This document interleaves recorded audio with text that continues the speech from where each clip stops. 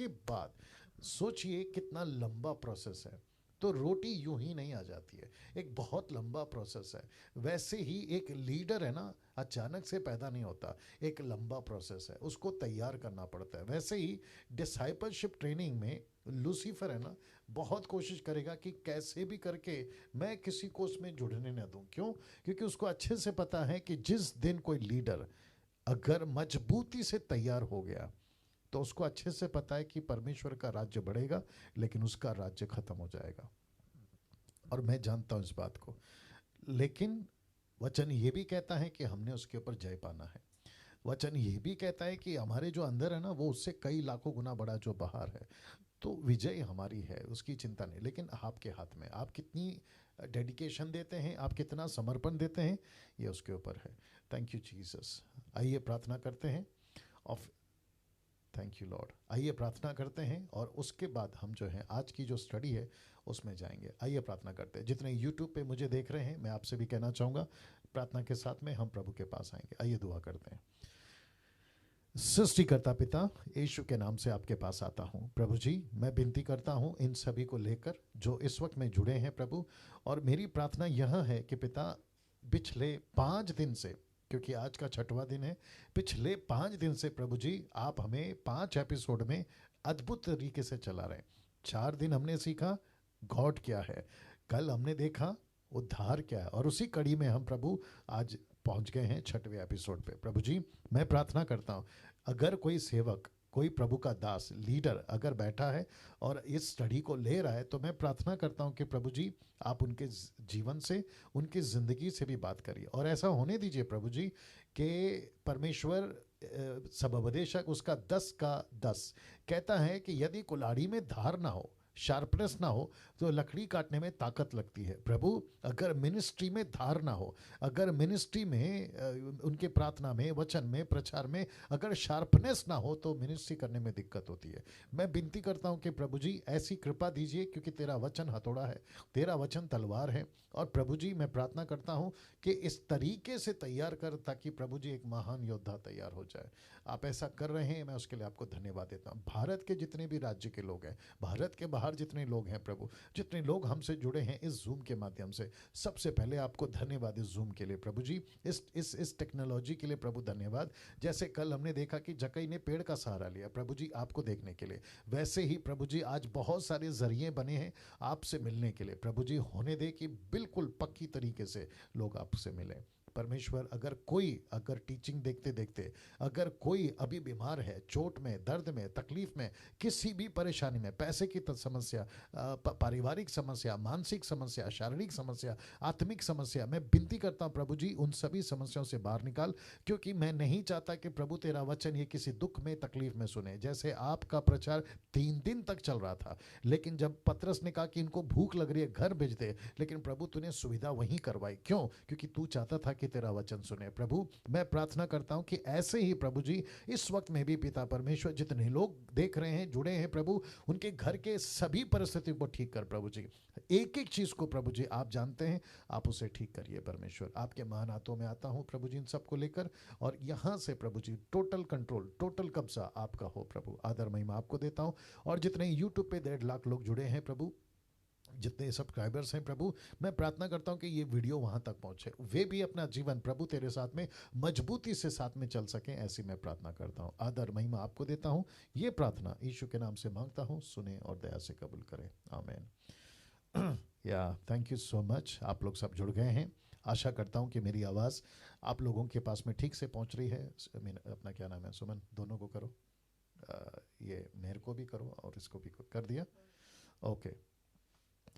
या thank you निर्जला जी, God bless you.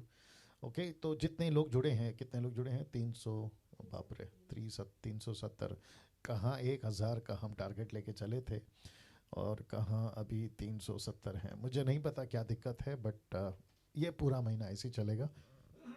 But मेरी आप लोगों से गुजारिश है कि अगर 1000 लोगों ने रजिस्ट्री करी है, क्योंकि आपके भरोसे पे हमने रजिस्ट्री बंद कर दी, फेसबुक यूट्यूब पे डालना बंद कर दिया, आपके भरोसे पे अगर आप लोग किसी का सीट ब्लॉक करके बैठे हैं किसी भी वजह से, आप नहीं जुड़ रहे हैं, टेक्निकल इशू है, टेक्निकल एरर है तो समझ आती है, लेकिन लगातार 6 दिन से तो इशू नहीं आनी चाहिए।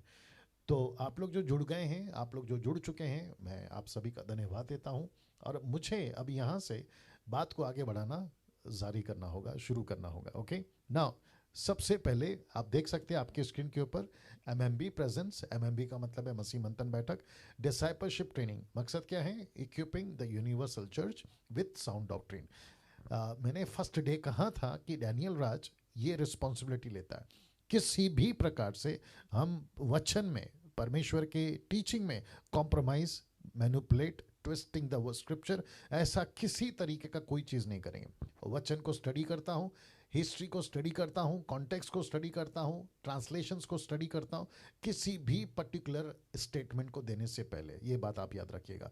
साथ ही साथ आपको ये भी पता है, मैंने कल भी बताया था कि मेरी पूरी कोशिश होती है, दिन रात एक करता हूँ, वचन को, बाइबल को डिग करता हूँ। डिग समझते हैं? खोद खोद कर निकालता हूँ आपके लिए। क्यों? ताकि आपको वो मन्ना दे सकूं जो किसी ने नहीं करा, किसी ने नहीं करा। मेरे प्रचार, वो चाहे कभी के भी उठा लीजिए, आपको किसी की नकल या किसी की कॉपी नहीं मिलेगी। यूट्यूब, फेसबुक, आप कहीं पे भी ढूंढ लीजिएगा। क्यों करता हूं?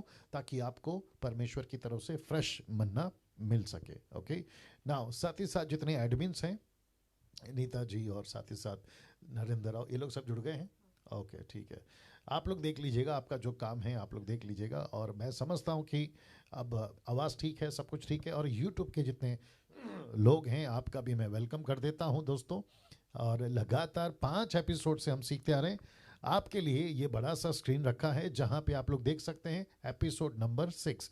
इसके ऊपर आज जो है हम बात करेंगे। नाउ कल देखा था जी, एक्सक्यूज मी, कल देखा था सच्चा उद्धार ब्रैकेट में पूरा समर्पण। इसको हमने कल देखा था, ठीक है ना? तो कल देखा था सच्चा उद्धार क्या होता है, जिसको कहते हैं पूरा समर्पण, और एक ऐसा कैरेक्टर जिसको कहते हैं जक्कई। और आप सभी जानते हैं कि उसके ऊपर जो है बड़े अद्भुत तरीके से परमेश्वर ने बात किया था। अगर आपने नहीं देखा है, आप जो कल नहीं जुड़े थे, यूट्यूब के ऊपर हम अपलोड करते हैं आप लोगों की सुविधा के लिए। क्यों? ताकि आप लोग उसको देख सकें, ठीक है ना? साथ ही साथ आपको ये भी बताता चलूं कि जितने लोगों तक आप लोग खरी शिक्षाओं को शेयर कर सकें, आप लोग ज़रूर करेगा। यूट्यूब के लोगों को भी कहना चाहता हूं कि आप लोग जितनी तादाद में शेयर कर सकते हैं, प्लीज़ आप लोग शेयर करें, क्योंकि ये शिक्षाएं बहुत ज़रूरी है लोगों तक पहुंचना, ठीक है ना? तो कल देखा था सच्चा उद्धार ब्रैकेट में पूरा समर्पण क्या होता है। आज हम बात करेंगे उद्धार से क्या क्या प्राप्त होता है। मैं रिपीट करता हूं कि क्या क्या प्राप्त होता है। बहुत बहुत इंपॉर्टेंट बात आपके बीच में रखने जा रहा हूं डीटी के माध्यम से, यानी कि डिसाइपलशिप ट्रेनिंग के माध्यम से।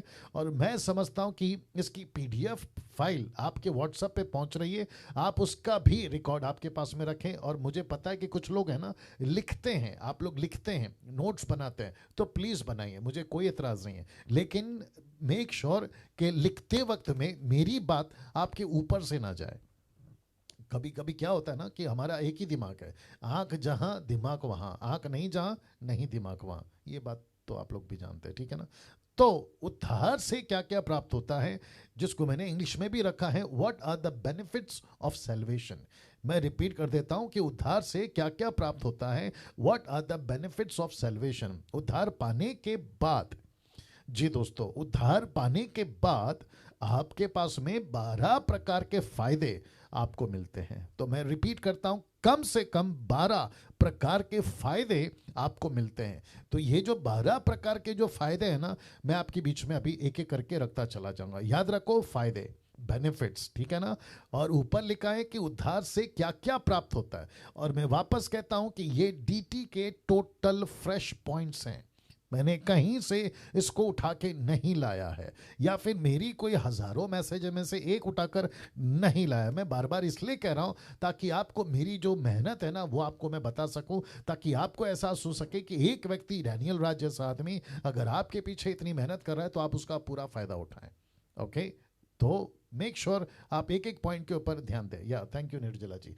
चलिए वापस आ रहा हूं। उद्धार पाने के बाद 12 प्रकार के फायदे आपको मिलते हैं। तो पहली प्राप्ति या फर्स्ट बेनिफिट, मैं रिपीट करता हूं, पहली प्राप्ति, प्राप्ति का मतलब है फायदा, ठीक है ना, तो आपको मिलेगा उसकी फायदा या प्राप्ति आपको मिलेगी, तो ये प्राप्ति चलती रहेगी। तो पहली प्राप्ति इंग्लिश में फर्स्ट बेनिफिट, आइए देखते हैं, परमेश्वर के क्रोध से छुटकारा। या मैं रिपीट करता हूं कि परमेश्वर के क्रोध से छुटकारा। सबसे पहला उद्धार आप जैसे ही पाते हैं, आपको परमेश्वर के गुस्से से आपको छुटकारा मिल जाता है और परमेश्वर का क्रोध आपके ऊपर नहीं रहा। क्यों? क्योंकि आपने यीशु को स्वीकार कर लिया। तो जैसे ही आपका उद्धार हो जाता है, आप परमेश्वर के गुस्से से बाहर आ जाते हैं। और सपोर्ट के लिए मैंने स्क्रिप्चर लिया है रोमियो की किताब, उसका 5वां अध्याय वचन 10, लिखा है क्योंकि बैरी होने की दशा में, मैं रिपीट करता हूं, क्योंकि बैरी, देख लीजिए येलो में ब्रैकेट किया है, इसका मतलब है कि परमेश्वर के हम पहले बैरी थे। We are the enemies of God, enemies for God, not for या ऑफ गॉड या फॉर गॉड, जैसा भी, ठीक है ना। हम परमेश्वर के बैरी थे, हम उसके दुश्मन थे। मैं उसको इंग्लिश में भी रखूंगा। रोमियो 5:10 कहता है क्योंकि बैरी होने की दशा में तो बैरी थे, उसके पुत्र की मृत्यु के द्वारा हमारा मेल परमेश्वर के साथ हुआ। देखो, बैरी थे लेकिन मेल हो गया, किसके द्वारा? उसके पुत्र के द्वारा। फिर कहता है कि फिर मेल हो जाने पर उसके जीवन के कारण, किसके जीवन के कारण? यीशु के जीवन के कारण हम उद्धार क्यों ना पाएंगे? वाह। और इसी को मैं इंग्लिश में रख रहा हूं, रोमन्स चैप्टर 5:10 लिखा है, For if when we were enemies, we were reconciled to God by the death of his son. यीशु के मृत्यु के होने के चलते हमारा मेल मिलाप हो गया। Much more being reconciled, we shall be saved by his life. मतलब यीशु के, परमेश्वर के हम दुश्मन थे, लेकिन यीशु ने रिकंसाइल्ड किया, मेल मिलाप किया। कैसे? उसके मृत्यु के चलते। और उसके मृत्यु के चलते आप और मैं परमेश्वर के जो दुश्मन थे, उसके चलते हम उसके दोस्त हो गए। अब जरा देखिएगा, कुछ और रख रहा हूं, यूहन्ना की किताब 3:36, जॉन चैप्टर 3:36 लिखा है, जो पुत्र पर विश्वास करता है अनंत जीवन उसका है, परंतु जो पुत्र को नहीं मानता वह जीवन को नहीं देखेगा, परंतु परमेश्वर का क्रोध उस पर रहता है। मैं फिर आ रहा हूं, अगर बेटा है आपके जीवन में, आपको गुस्से से छुटकारा। अगर बेटा नहीं है, आपका उद्धार नहीं हुआ है, तो फिर परमेश्वर का गुस्से का सामना करने के लिए तैयार हो जाओ। वाह। सोच के देखिए क्या गजब की चीज है। मैं फिर कहता हूं, अपने हाथ लीजिए जैसा मैं ले रहा हूं, आप खुद को पीठ को थपथपाइए, खुद को शाबाशी दीजिए। या वेरी नाइस। आप खुद को शाबाशी दीजिए कि आप परमेश्वर के गुस्से से बच गए। देखिए, एक तरफ खुशी है, बहुत ध्यान से सुनना मेरा कनेक्शन, एक तरफ खुशी है कि हम बच गए, लेकिन दूसरी तरफ दुख है, दूसरी तरफ क्या कहते हैं ना, दर्द है। पता है क्यों? क्योंकि बहुत सारे आपके घर के लोग, आपके परिवार के लोग, मेरा खुद का भाई, बीच वाला मेरा बड़ा भाई, वो खुद का अभी तक वो यीशु में नहीं है। तो इसका मतलब है, उसका नाम है थॉमस। अभी भी थॉमस जो है ना, वो परमेश्वर के गुस्से का शिकार है, वो अभी भी है, क्योंकि वो उसकी श्रेणी में आता है, वो उसके लिस्ट में आता है। परमेश्वर का गुस्सा उन सब के ऊपर, ये वचन कह रहा है, मैं नहीं कह रहा हूं, यूट्यूब वालों, मैं नहीं कह रहा हूं, वचन कह रहा है, परंतु परमेश्वर का क्रोध उस पर रहता है। क्यों? क्योंकि उसने यीशु को नहीं जाना। वाह। इसका गुस्से का वजह मैं आपको बताता हूं, लेकिन फिलहाल इसको बताने के बाद में लिखा है यूहन्ना का 5:24 में, मैं तुमसे सच कहता हूं, जो मेरा वचन सुनकर मेरे भेजने वाले की प्रतीति करता है अनंत जीवन उसका है, और उस पर दंड की आज्ञा नहीं होती। सी, इसका मतलब है, अगर बेटा है तो दंड की आज्ञा नहीं है, लेकिन अगर बेटा नहीं है, उल्टा कर दो, उसके ऊपर दंड की आज्ञा है। मैं वही तो बता रहा हूं, परंतु वह मृत्यु से पार होकर जीवन में प्रवेश कर चुका ना। मुझे वापस वहां पर आना होगा जहां पे मैंने आपको पहला ये वचन बताया था, क्योंकि बैरी होने की दशा में तो उसके पुत्र की मृत्यु के द्वारा, इसका मतलब है परमेश्वर ने, बहुत ध्यान से सुनना, गजब का लॉजिक दे रहा हूं, परमेश्वर का गुस्सा शांत कब हुआ? जब उसका बेटा मरा। ओहो हो, वापस आना पड़ेगा। रिपीट करता हूं, परमेश्वर का गुस्सा शांत कब हुआ? जब उसका बेटा मरा। इसलिए तो लिखा ना, एली एली लमा सबक्तनी। इसका मतलब है मेरे परमेश्वर तूने मुझे क्यों छोड़ दिया? इसलिए छोड़ दिया, बहुत ध्यान से सुनना, गजब की बात बोल रहा हूं, इसलिए छोड़ दिया क्योंकि यीशु को क्रूस पर, जब यीशु क्रूस पर मर रहा था ना, तो परमेश्वर उसको इसलिए मरने दे रहा था क्योंकि मानो डैनियल के सारे पाप यीशु ने किए। अरे बाप रे, ओके वापस आना पड़ेगा। मैं रिपीट करता हूं, आप में से मैं सबका नाम नहीं ले सकता, इसलिए मैं खुद का नाम ले रहा हूं। तो परमेश्वर यीशु को इस तरीके से मार रहा था जैसे कि डैनियल ने जो पाप किए ना वो यीशु ने किए। इसलिए लिखा है ना, जो पापी नहीं था उसको पापी बनाया। किसको? यीशु को। पापी नहीं था, उसने कभी पाप नहीं किया, लेकिन उसको पापी बनाया। क्यों? मेरे और आपके लिए। बाप रे बाप रे, अब आप सोच के देखो क्या गजब का काम किया है क्रूस के ऊपर। इसलिए तो लिखा है ना, इसलिए तो लिखा ना, रेफरेंस याद नहीं आ रहा है आपको। याद है एक औरत आई थी यीशु के पास और इत्र लेकर आई थी, परफ्यूम, और उसने यीशु के पैरों पर उसको तोड़ा और उसका पूरा इत्र लेकर पाँव को साफ किया और अपने बालों से उसको पहुंचती रही और आंखों से भिगोती रही। याद आ गया आपको? तब वहां पे जो लोग थे ना, उसमें से यूदा इस्करियोत भी था। उसने क्या कहा पता है? ये वेस्ट क्यों कर दिया, इसको तो बेचकर गरीबों को दिया जा सकता था। तब यीशु ने एक बात बोली जो मैं अभी कनेक्ट कर रहा हूं। पता है उसने क्या कहा? उसने कहा कि मुझे बताओ कि सबसे ज्यादा प्यार कौन करेगा? वो प्यार करेगा जिसका ज्यादा माफ हुआ है, या वो प्यार करेगा जिसका कम माफ हुआ है? या ज्यादा प्यार वो करेगा जिसका ज्यादा माफ हुआ है। तो ये औरत क्या कर रही थी? वो ज्यादा प्यार कर रही थी। क्यों? क्योंकि उसका ज्यादा पाप माफ हुआ है। तो मैं डैनियल राज और आप जितने भी लोग अभी जुड़कर या यूट्यूब पे मुझे देख रहे हैं, आपको बताता चलूं कि हम क्यों यीशु को इतना प्यार करते हैं, क्योंकि उसने हमारे पाप ज्यादा माफ किए हैं। माय गॉड उसने ज्यादा पाप माफ किए हैं, जिसके चलते मैं फिर कहता हूं, लिखा है हम बैरी थे। किसके? We were enemies, we were enemies, enemies of whom? God. लेकिन उसके बेटे ने we were reconciled to God. हम यीशु के वजह से मेल मिलाप करा पाए। रिकंसाइल्ड, या reconciled by the death of his son, by the death of his son. मैं सच बता रहा हूं, मैंने शायद संडे को भी बताया था, अगर यीशु क्रूस पे नहीं मरता, क्रिश्चियनिटी तो पैदा ही नहीं होती, गॉस्पल कभी आता ही नहीं, चेला बनाने की बात कभी होती नहीं, मत्ती मरकुस लूका यूहन्ना कभी लिखा ही नहीं जाता, और यीशु का स्वर्ग है नरक है इसकी चर्चा तक नहीं होती। और इसको क्या कहते हैं पता है? सीधा फैसला। इसको कहते हैं सीधा फैसला। उठाओ नरक में डालो, हिंदू मुस्लिम सिख ईसाई बुद्धिस्ट पारसी आदिवासी यहूदी जैन, आप दुनिया के जितने भी कौम के लोग हैं ना, 780 करोड़, इनको सीधा उठाओ, सीधा नरक में डालो। क्यों? क्योंकि we were enemies, we were enemies. हम परमेश्वर के दुश्मन थे, या परमेश्वर हमारा दुश्मन बन गया था। किसके चलते? पाप के चलते। सोच के देखिए क्या बड़ा बेनिफिट है और कितनी बड़ी बेनिफिट है, और जिसके चलते ये सारी बातें आपके बीच में रख रहा हूं। तो वापस कह देता हूं, जो पुत्र पर विश्वास करता है अनंत जीवन उसका है, परंतु जो पुत्र को नहीं मानता वह जीवन को नहीं देखेगा, परंतु परमेश्वर का गुस्सा उसके ऊपर बना रहता है। वाह! यहाँ मैं चाहता हूं कि हम सब परमेश्वर को ताली बजाकर धन्यवाद दें कि उसने हमसे पेनल्टी नहीं मांगी, बल्कि उसने पेनल्टी खुद बेटे को दे दी, और ऐसा उसको मारा जैसे कि गलती डैनियल ने नहीं की, यीशु ने की। आप सब अपना अपना नाम डाल लीजिए वहां पे, आप सब अपना अपना नाम डाल दीजिए। खुद को आप ऐसा सोच के चलिए। अभी जैसे यहाँ पे मेरे शूटिंग रूम में कुछ लोग बैठे हैं, तो मैं उनको कहूँगा तुम अपना नाम डाल लो कि जब यीशु को मार पड़ रही थी, यीशु को कोड़े मारे जा रहे थे, तो डैनियल को पड़ रही थी, विवेक को पड़ रही थी, सुमन को पड़ रही थी, हम जितने लोग अभी देख रहे हैं, लीडर्स हैं, पास्टर्स हैं, आपको जो पढ़ना था ना, आपकी जगह पर यीशु को मार पड़ रही थी और परमेश्वर का गुस्सा शांत हो रहा था। किसके ऊपर? आपके ऊपर से। क्या अद्भुत चीज है। मैं बहुत कुछ बोलना चाहता हूं, लेकिन वक्त को भी ध्यान रखना है। दूसरी प्राप्ति लिखने जा रहा हूं, दूसरी प्राप्ति यानी कि सेकंड बेनिफिट। और सेकंड बेनिफिट क्या है? जो कि बहुत पावरफुल है। वापस कहना चाहता हूं, सेकंड बेनिफिट कहता है आदम के बीज से छुटकारा। आदम के बीज, बीज का मतलब है सीड, SEED, सीड, बीज।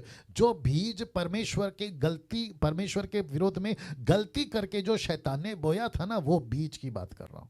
दैट सीड, वो बीज, लिखा है दूसरी प्राप्ति, सेकंड बेनिफिट, आदम के बीज से छुटकारा। आदम के बीज से छुटकारा, मैं कुछ रेफरेंस दे रहा हूं नाउ। इसको समझने के लिए आपको अपना थोड़ा बुद्धि खर्चा करना पड़ेगा, मतलब आपका दिमाग को खर्चा करना पड़ेगा। आदम के बीच से छुटकारा, वापस कहता हूं ना, पॉइंट यह है कि परमेश्वर ने आदम को एक ऐसी सृष्टि बनाई थी जिसके चलते परमेश्वर कह रहा था कि ये मेरी सृष्टि है। उत्पत्ति 1:26 याद आ गया होगा, लिखता है कि मैंने उसको अपने स्वरूप में बनाया, और परमेश्वर ने खूबसूरत सृष्टि बनाकर उसको रखा। लेकिन पौलुस को परमेश्वर ने एक ऐसा क्या कहते हैं प्रकाशन दिया, या एक ऐसा, यूट्यूब वालों आप भी सुनिएगा, एक ऐसा रेवलेशन दिया कि इसकी कनेक्शन 2 कुरिन्थियों 5:17 में होती है। कहता है यदि कोई मसीह में है, यदि कोई मसीह में है तो वह नई सृष्टि है, पुरानी बातें बीत गई। ये कौन सी पुरानी बातें हैं? ये वही पुरानी बातें, क्योंकि कॉन्टेक्स्ट कहता है, संदर्भ कहता है नई सृष्टि। तो कौन सी है पुरानी सृष्टि? अगर नई सृष्टि की बात हो रही है तो इसका मतलब है कोई पुरानी सृष्टि है। अगर नए बात की बात कर रहा है तो इसका मतलब है कोई पुरानी बात है। इसका मतलब है कि नई सृष्टि हो, पुरानी बातें बीत गई, देखो वे सब नए हो गए। तो नया क्या हो गया? तो इसका मतलब है कि जो आदम का बीज था ना, वो हम कभी नहीं हटा सकते। आदम का जो पाप है ना, वो कभी हम नहीं हटा सकते। आदम की जो गलतियां है ना, वो कभी हम नहीं निकाल सकते। लेकिन उसको एक ही निकाल सकता है, और वो है परमेश्वर। तो परमेश्वर ने क्या कहा कि मैं काम करता हूं कि आदम का बीज को निकालने के लिए मैं दूसरे आदम को लेकर आऊंगा। वापस कहता हूं, मैं दूसरे आदम को लेकर आऊंगा। तो दूसरा आदम कौन है? रोमियो किताब उसका 5वां अध्याय मैंने नहीं रखा है, लेकिन आप सभी जानते हैं वो दूसरा आदम यीशु है। फर्स्ट आदम नेचुरल था, सेकेंड आदम सुपर नेचुरल था। पहला आदम स्वाभाविक था, दूसरा आदम आत्मिक था। पहला आदम ने पाप लाया, दूसरे आदम ने क्षमा लाया। पहले आदम ने प्रभु से दूर किया, दूसरे आदम ने परमेश्वर से मिलाप कराया। क्या बात है, सी। और जिसके चलते आप और मैं आज परमेश्वर के बीच से, माफ करें, आदम के उस बीच से हम छुटकारा पा गए।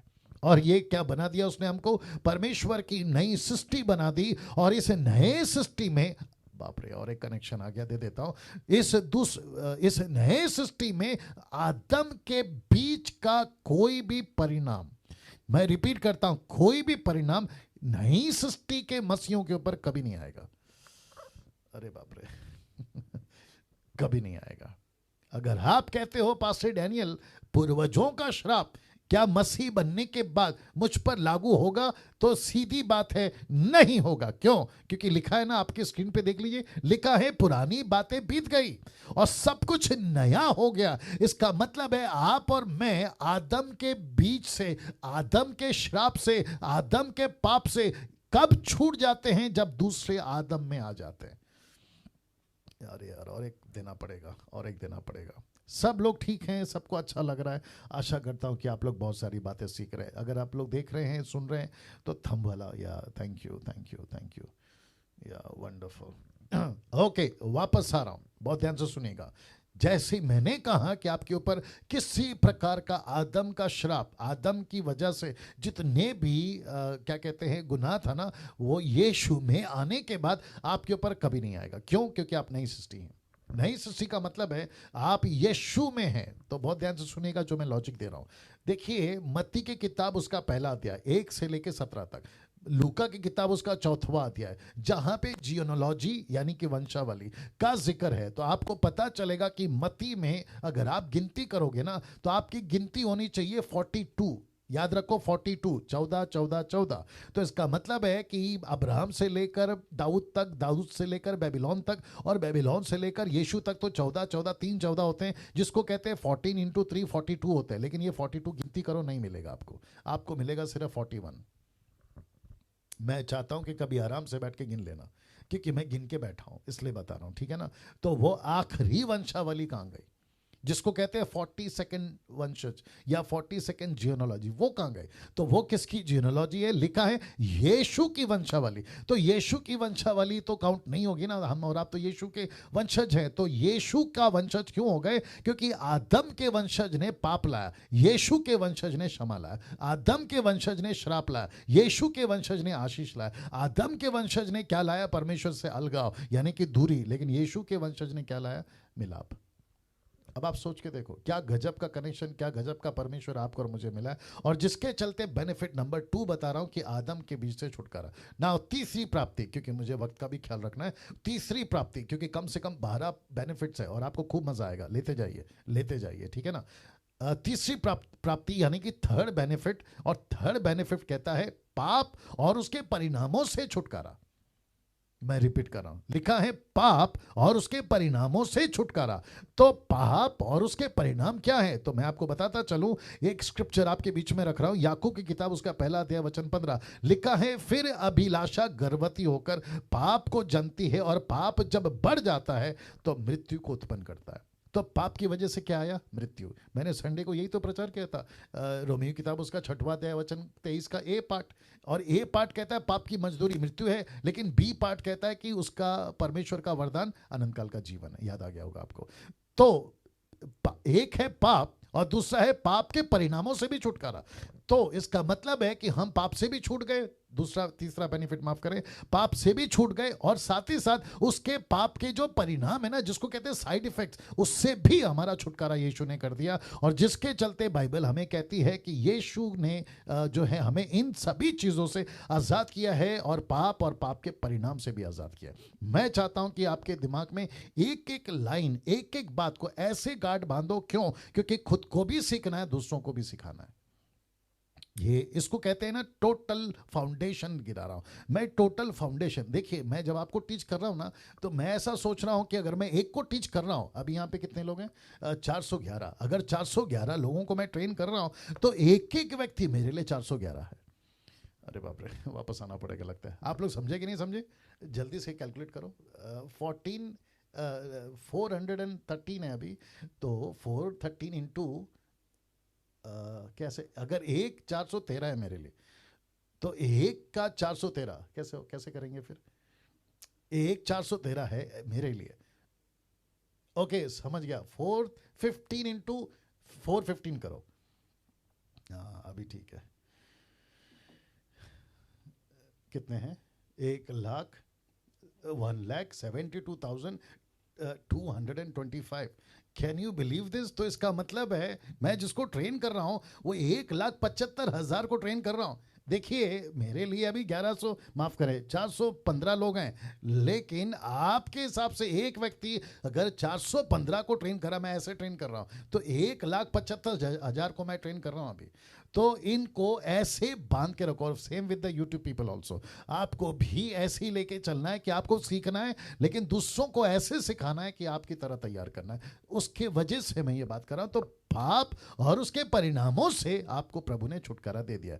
ना मुझे लगता है कि एक और चीज ऐड करना पड़ेगा, अगर मैं आगे नहीं कर सका, क्योंकि अभी वो याद है, पता नहीं आगे पॉइंट में याद रहेगा नहीं रहेगा, बाकी पवित्र आत्मा चलाएगा, ठीक है ना।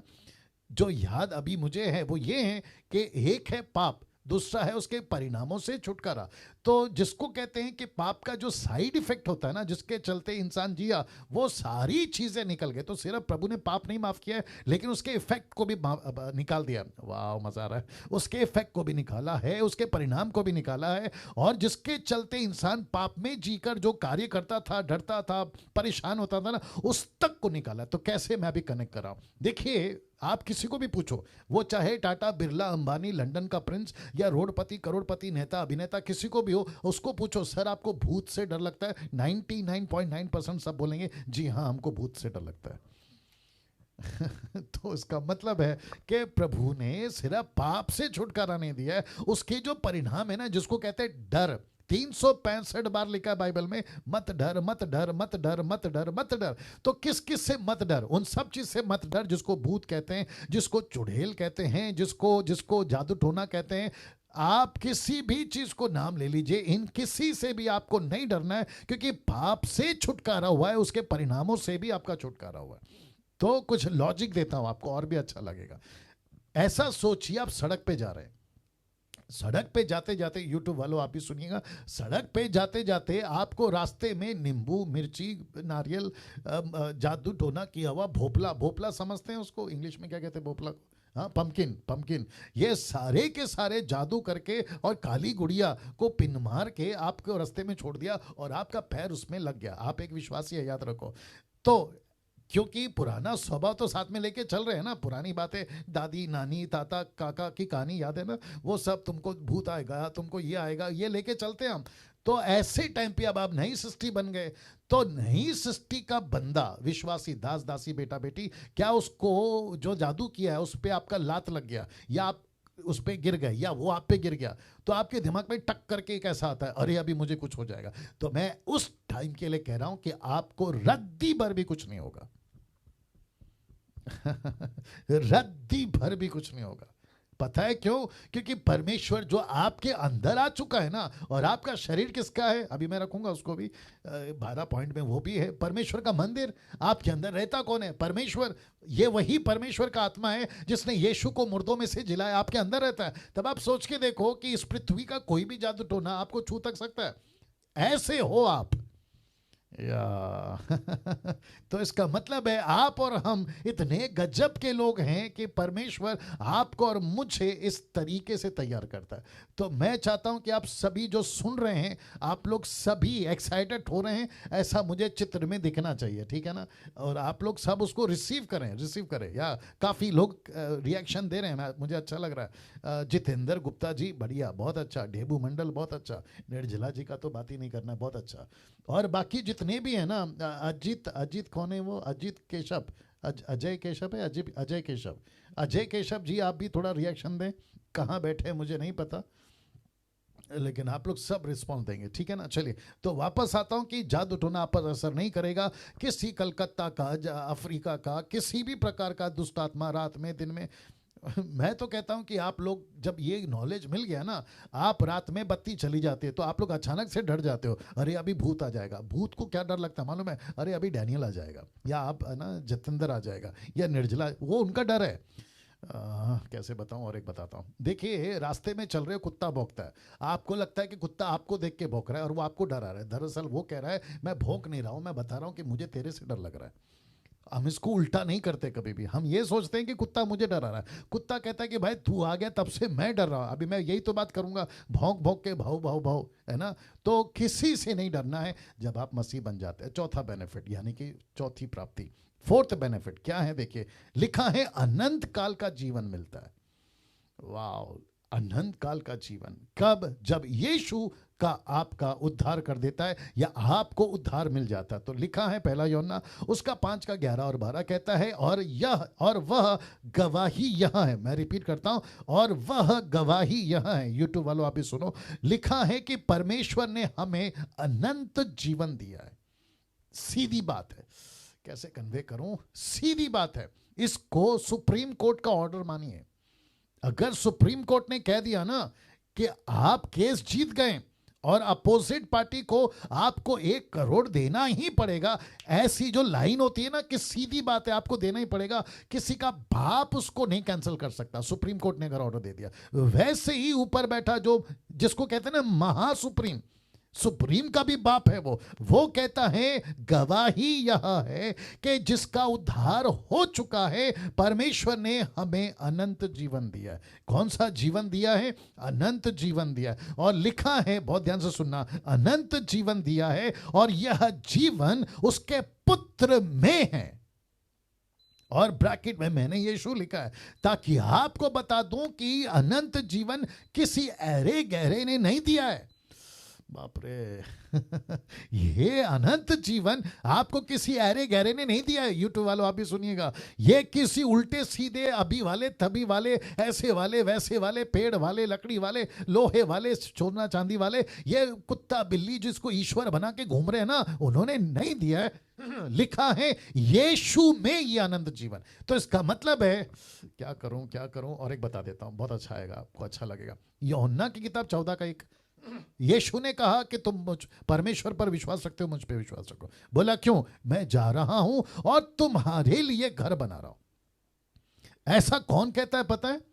जब घर पे किसी का बाप अपने बच्चे को बोलता है ना कि मैं शाम को तेरे लिए खिलौना लाऊंगा, मैं शाम को तेरे लिए चॉकलेट लाऊंगा, मैं शाम को तेरे लिए गिफ्ट लाऊंगा, वो बच्चे को पूरा कंफर्म रहता है कि शाम जैसे 5 बजेगा या 6 बजेगी, टंग करके बेल बजेगा और पप्पा दिखाई देंगे और उसके हाथ में गिफ्ट होगा। ये बिल्कुल ठीक वैसे ही, और अक्सर ऐसे होता है कि बाप सुबह कहता है शाम को गिफ्ट आ जाती है, बाप कहता है चॉकलेट आएगा शाम को आ जाती है, गिफ्ट आएगा शाम को आ जाती है। वैसे ही हम सब का बाप जिसका नाम है यीशु मसीह, एक शाम आएगा, वाह एक शाम आएगा और उसके हाथ में वो गिफ्ट होगा। गिफ्ट क्या है? मेरे पिता के घर में रहने के बहुत से जगह हैं, और आपके फ्लैट की चाबी, आपके कमरे की चाबी, आपके विला की चाबी, आपके 2 BHK 3 BHK, मुझे नहीं मालूम कि वहां पर मेंशंस हैं क्या है, मुझे नहीं मालूम क्योंकि मैंने तो अभी तक नहीं देखा, लेकिन विश्वास है कि पक्का मिलेगा। उसकी चाबी आपके नाम पे लिखी हुई आपके हाथ में यीशु देगा। वाह अच्छा पास्टर डैनियल, अगर ऐसी बात है, जी जी जी, सब लोग ताली बजाएंगे प्रभु के लिए। अच्छा, अगर ऐसी बात है पास्टर डैनियल, तो परमेश्वर हमको यहां पे इतना दुख क्यों दे रहा है? परमेश्वर कहता है बेटा यही तो कल बताया था ना कि रास्ता कौन सा चुनना है, सकरा। रास्ता कौन सा चुनना है, सकरा। यहां पे पौलुस कहता है तुम्हारे पास में जो है खाने को उसमें संतुष्ट करो, जो है पहनने को उसमें संतुष्ट करो, जो है रहने को उसमें संतुष्ट करो। देखो कभी कभी मैं आपको सच्ची बताता हूं, मैं जब टीवी पे न्यूज़ में देखता हूं ना कि किसी ने कहा कि उसके पास करोड़ों का घर है, तो हल्का सा ना एक ऐसा जलन टाइप होती है, हल्का सा जलन टाइप होती है कुछ सेकंड के लिए। यार करोड़ों का घर है, यार BMW है, यार क्या 5 स्टार में खाना खाते, यार क्या कपड़ा पहनते, यार क्या मजे वाली जिंदगी जीते। लेकिन वो छोटे से सेकंड के लिए, और वो छोटी सी जो थॉट आके ऐसे निकल जाती है ना, तो फिर बड़ा सा थॉट आता है कि यार ये तो इनका टेम्पररी है इनका तो टेम्पररी है, मतलब इनका तो हमेशा का नहीं है ना। लेकिन जो हमारा परमानेंट है ना, वो है स्वर्ग में, वो है स्वर्ग में। तो यहां का 2 BHK, यहां का करोड़ों का पैसा, यहां की अच्छी चीजें ऐसे निकल जाएगी, ऐसे निकल जाएंगे। लेकिन जो ऊपर है ना, जिसको कहते हैं कभी कोई हाथ नहीं लगा सकता, वो आपका है। और वो इसलिए है क्योंकि आपको अनंत काल का जीवन मिला। क्या अद्भुत है, क्या महान है, और क्या परमेश्वर का कार्य है। प्रभु को ताली बजाकर धन्यवाद देंगे सभी लोग, सभी लोग सभी लोग ताली बजाकर धन्यवाद देंगे। या ये रंजय, रंजय क्या नाम है, रनले, रनले, अच्छा उनका नेटवर्क का प्रॉब्लम शायद। या मैं चाहता हूं कि जैसे जैसे पंचलाइन आती है ना, मैं जब आपको दूसरे लैपटॉप में देखता हूं तो आप लोग सब लोग जो है ना, कुछ तो एक्टिव रहते हैं और लेकिन कुछ लोग एकदम ढीला टाइप बैठे हैं। तो मैं चाहता हूं कि मजबूत हो जाए, क्योंकि ये परमेश्वर का वचन है जो आपको डाइजेस्ट करना है, और ये तभी होगा जब आप उसको रिएक्ट करोगे, ठीक है ना। तो लिखा है, यह गवाही यह है कि परमेश्वर ने हमें अनंत जीवन दिया, और यह जीवन उसके पुत्र यीशु मसीह में। जिसके पास पुत्र है उसके पास जीवन है। क्या बात है, जिसके पास पुत्र है उसके पास जीवन है, और जिसके पास परमेश्वर का पुत्र नहीं है उसके पास जीवन भी नहीं है।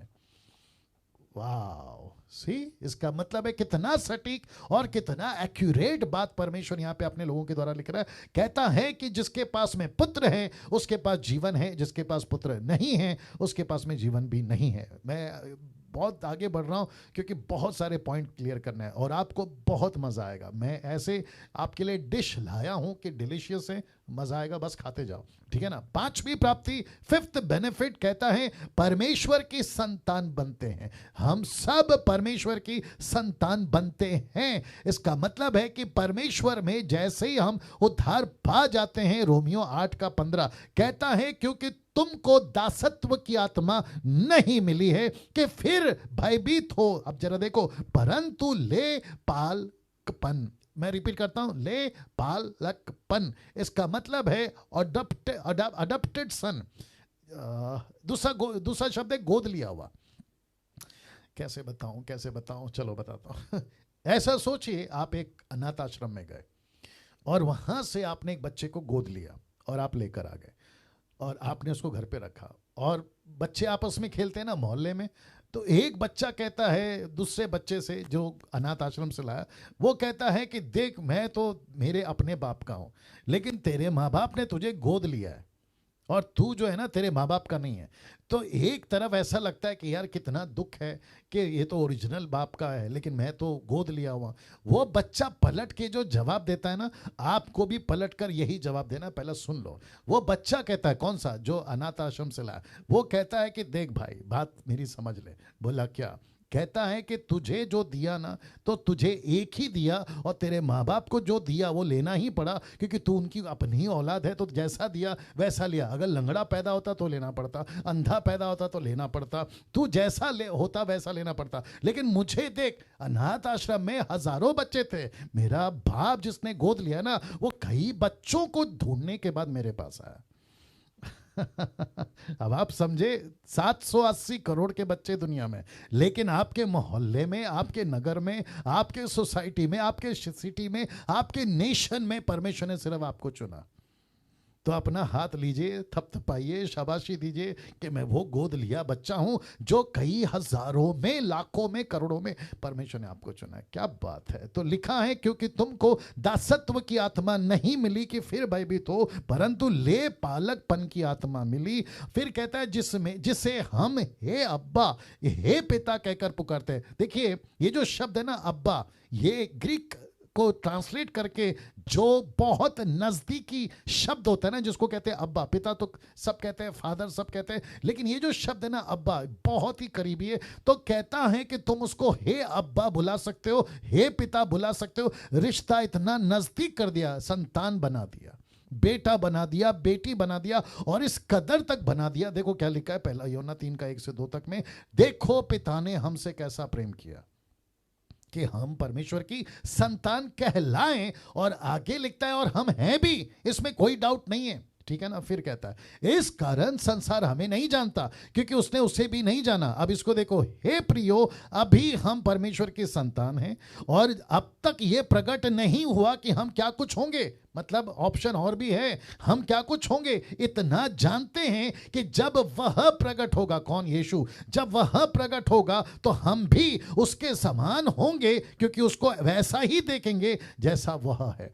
अब आप सोचिए कि एक तो बेटा बनाया, ऊपर से क्या क्या बना सकता है, इसकी ऑप्शन है ना बहुत सारी है। बाप रे, कैन यू बिलीव दिस। सोच के देखिए हम क्या चीज हैं, और ये सब क्यों हो रहा है। एक ही चीज है, उसका नाम क्या है, सैल्वेशन। उसका नाम क्या है, उद्धार। तो सबसे पहला समझा गॉड को। अभी हम किसको समझ रहे हैं, उसके गिफ्ट को, और उसका गिफ्ट क्या है, सैल्वेशन। अगर एक मसीह अभी तक के डीटी में ये 2 पॉइंट को ठीक से समझ गया ना, उसका मसीह जीवन तो वाह वाह है।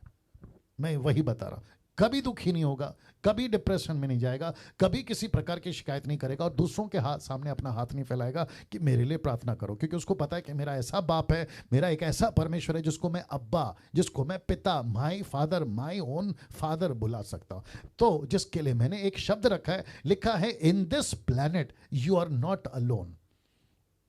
मैं चाहता हूं कि इसको अंदर ले लो, रिसीव करो, ठीक है ना। मैं रिपीट करता हूं कि in this planet you are not alone. इस ग्रह पर आप अकेले नहीं हैं। क्यों? क्योंकि यूहन्ना की किताब उसका 14:18 कहता है, मैं तुम्हें अनाथ ना छोड़ूंगा, मैं तुम्हारे पास आता हूं। इसको डाइजेस्ट करिए, इसको डाइजेस्ट करिए। मैं पानी पी लेता हूं। जी जी दोस्तों, प्रभु के लोगों, मैंने कल भी कहा था, मैं इसको फिर कहता हूँ। मैं जब स्लाइड्स बनाता हूँ ना आप लोग के लिए, जब लिखता हूँ ना, मैं खुद क्या कहते हैं ना, मज़ा आ जाता है मुझे। मैं खुद उत्साहित हो जाता हूँ कि प्रभु क्या चीज़ है। एक एक वचन पे, एक एक बातों पे हम जब कंसंट्रेट करते हैं ना, आपकी जो रूह है ना, आपकी जो स्पिरिट है ना, मेरे पास शब्द नहीं है, मजा आ जाता है। ऐसा है प्रभु हमारा। इसलिए परमेश्वर का वचन लाखों रुपए के खजाने से बढ़कर है, या लाखों रुपए के खजाने से बढ़कर है। इसको रिसीव किया करो, ठीक है ना। तो फिर कहता हूं, in this planet you are not alone, क्योंकि परमेश्वर ने आपको अनाथ कभी छोड़ा ही नहीं है। अब बात करते हैं छठवीं प्राप्ति के लिए, 6th बेनिफिट के लिए। और मैं वापस कह रहा हूं, अभी तक आपने 5 सुना है, मजा आ रहा है, लेकिन जैसे जैसे आप आगे बढ़ोगे और मजा आएगा। तो क्या है छठवीं प्राप्ति, what is the 6th benefit? परमेश्वर के राजदूत बना के, जैसे ही हमने उद्धार पाया, उसने हमको राजदूत बना दिया। उसने हमको राजदूत बना दिया। राजदूत का मतलब समझते हैं एम्बेसडर। और ये कहां लिखा है? दूसरा कुरिन्थियों उसका 5:20 लिखा है, सो हम मसीह के राजदूत हैं, मानो परमेश्वर हमारे द्वारा समझाता है, हम उसकी ओर से निवेदन करते हैं कि परमेश्वर के साथ में मेल मिलाप करो। तो इस पृथ्वी के ऊपर उद्धार पाने के बाद, मैं रिपीट करता हूं, मेरा कल का टॉपिक मैं आपको बताऊंगा कि उद्धार के मकसद क्या है या पर्पस क्या है, मैं उसको बताऊंगा, ठीक है ना। लेकिन मकसद अभी एक छोटा सा झलक यहां पे आ गया कि एक तो हम राजदूत हैं, ये बात तो कंफर्म है। दूसरी बात, परमेश्वर हमारे द्वारा दूसरों को समझाता है। आपके गांव को कौन समझाएगा? मोदी साहब नहीं समझाएंगे, आपका लोकल नेता नहीं समझाएगा, आप समझाओगे।